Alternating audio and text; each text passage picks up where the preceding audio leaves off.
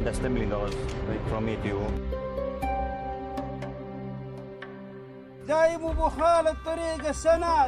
He's the fifth richest man in the world, the biggest foreign investor in America, and a major shareholder in the world's best-known brands. He meets global leaders and business icons. So why is so little known about Prince Al Walid?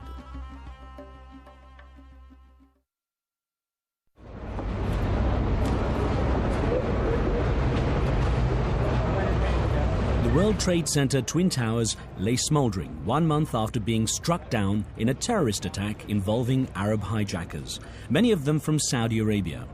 America was still in shock. Prince Al Walid flew in from his home in the Saudi capital Riyadh for just a day to express his sympathy and offer some help. Prince Al. I'm here to give my condolences to you and to all the families and to show our alliance with you and sympathy and support.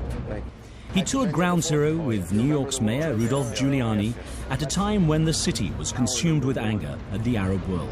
That's number one here. Number one, up 104 stories. Prince Al Walid had most of his $20 billion empire lodged in the US economy and carried with him a large check for the victims and families. Well, Mr. Mayor, I'm not going to take much of your time. I know you're so busy. I came all the way from Riyadh, Saudi Arabia, just to see you and give my contribution personally to you right now for the people in New York, and hopefully it will help alleviate as much as you can under your leadership. Well, we need your help. And that's $10 million from me to you. And please, we'll be in touch for anything that you may need. And we very much need your help and your support. All was going well until the prince issued a press release that created a controversial media storm. The line that most upset the New York mayor stated, "We must address some of the issues that led to such a criminal attack and adopt a more balanced stance to the Palestinian cause." Giuliani rejected the $10 million check and publicly criticized the prince for making a political statement. The aftermath of the 9/11 attack was the first time I took notice of the name Al Walid bin Talal, and I wanted to find out more. The prince agreed to give me an exclusive and candid look at his life over 1 year. So I traveled to the south of France, where he was taking his summer vacation. We began with a tour of his huge floating palace with 5 KR. Thanks, guys. Cheers. These are the flags of the companies involved in. Okay. All these. These are the companies we're involved with. All these. And nationally, regionally, internationally. Are they growing or shrinking? Well, most of them are growing, thanks God. Okay. Excellent. I mean, is the number of flags growing? If they don't grow, I don't grow. And where else do you find, where do you find refuge in this boat? Where is your sort of quiet spot? Oh, there's no quiet spot here at all. I mean, there's no quiet spot at all. Always busy. And Jensen's parachuting right now. Ah, okay, that's Mike. He's parachuting. He began already. And how much did you pay for it? Well, very bargain price. It's less than $20 million. Less than 20 million? Yeah, because actually the insurance value of this boat is more than $100 million. It was a bargain at that time. So you're doing business even with your pleasure items? Well, sure. I mean, myself, I would not build, at that time, I would not build it. But it came at a really bargain price, so I did it. It has a bit of a history, doesn't it? Oh, definitely, yes. It was owned by Adnan Khashoggi and then by Trump. And Sultan Brunei also owned it for a short while. I understand it was in a film as well? Oh, yes, it was a film, yeah. The James Bond. James Bond, yeah. That was Never Say Never Again. And it certainly feels like you're walking through the set of a James Bond movie when you're on a 5-story boat of this size. It costs $6 million a year just to maintain it.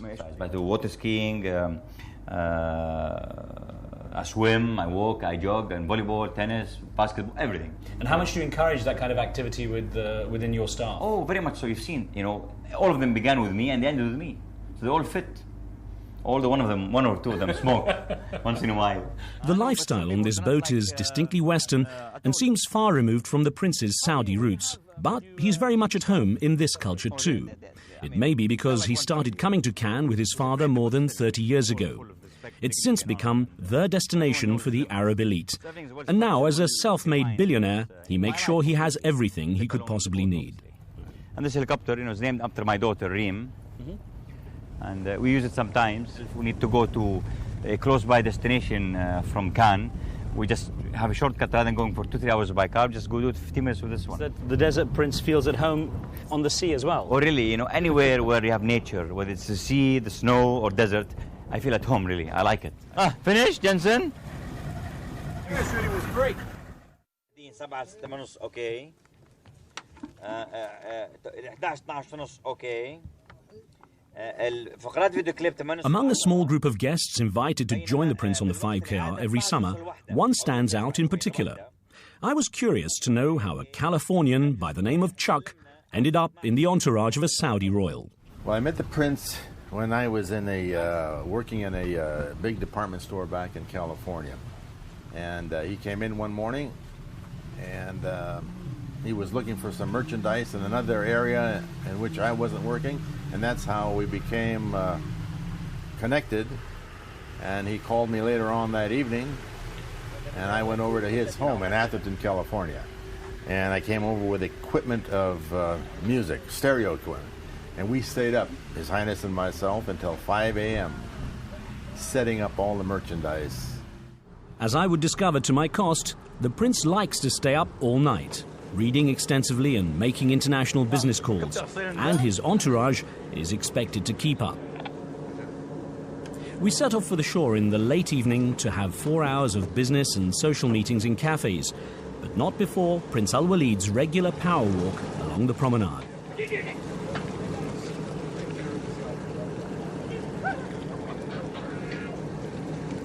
How do people react to you when you're walking with an entourage? You have bodyguards with you. You walk through quite a public area. How do you find people react to you? I think they're used to that now. I mean, these are not only bodyguards and entourages.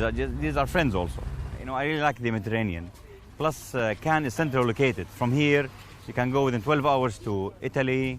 You can go to Spain, Corsica, Sardinia, all within 12 hours with my boat. Press them very hard to have this meeting so we can really have this Fairmont, Plaza, and the Meridian meetings all the same day. Okay, we're ready. Thank you. See you then. See you in Paris. لا وقفت لي.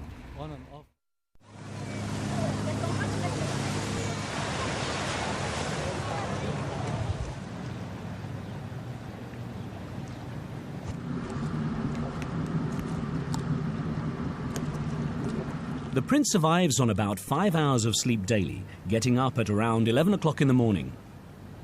His long days help him to keep across the world's financial markets and give him time to pack in meetings, exercise, dining, and lots of reading. I cannot switch off at all because we are working so many fronts and they all need close and continuous attention. And I don't mind it, I like it. And frankly speaking, to me, there's no vacation completely. As his doctor, don't you worry about his health? His health is excellent. He is in excellent health. We do checkups every year. Everything is excellent.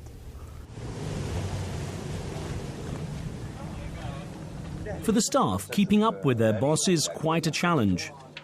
I know how to cope with His Royal Highness. I know when to have 10 minutes sleep when I can have it in order to keep on going. If I have 2 hours of non-stop things to do. The Prince has constant meetings on the yacht. On this occasion, he'd gathered top executives from the Arab music industry. After acquiring full ownership of the Rotana label, he wanted to launch a music channel to spotlight his large list of top recording artists. Within a year, Rotana was a smash hit with 3 channels on air.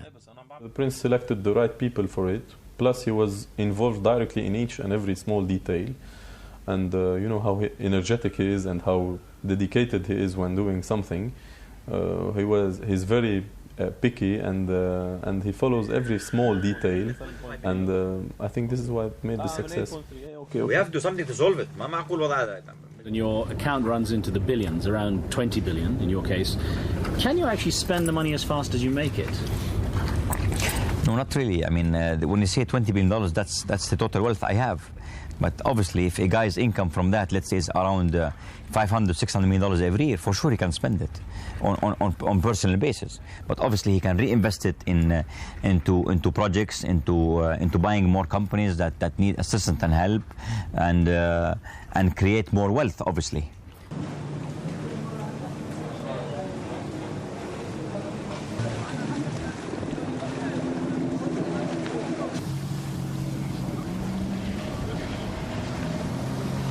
The scale of your vacation as you take it, though, are you able to say what you spend on a vacation like this?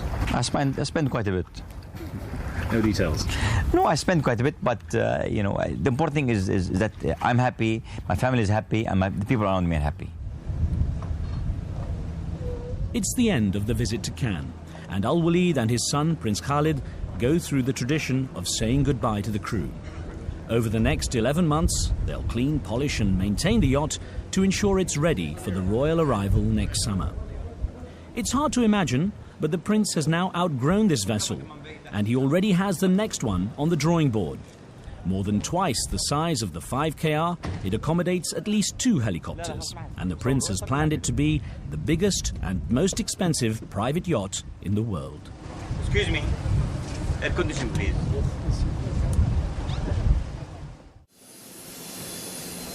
Al-Walid likes to travel with his people, whether in a regular tourist coach or in what at first appears to be a regular Boeing 767. This type of airliner usually hauls about 200 people across continents in relative comfort. But after a refit, the prince has his own version of first class. From 2.6 to 3.2, مش كده؟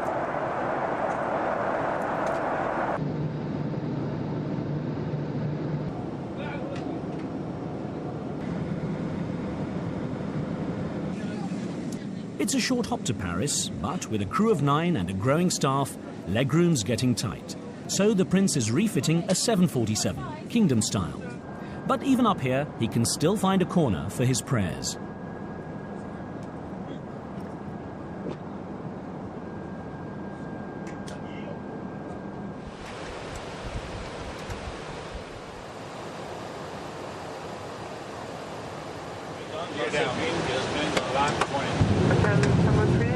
Chuck gets nervous in turbulence, and the prince is quick to tease him about it.